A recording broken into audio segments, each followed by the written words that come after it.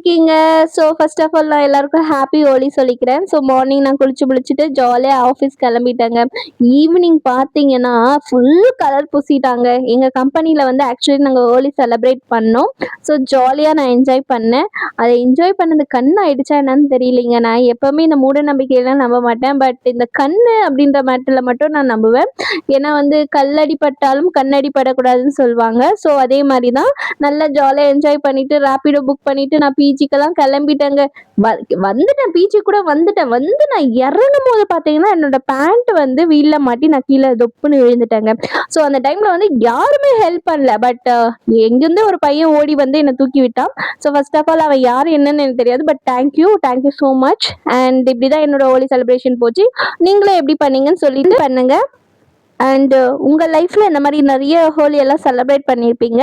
இப்போ செலிப்ரேட் பண்ணாமல் கூட இருந்திருப்பீங்க. ஸோ அந்த மாதிரி விஷயத்த கூட கமெண்ட் பண்ணுங்கள். பாய், டேக் கேர்.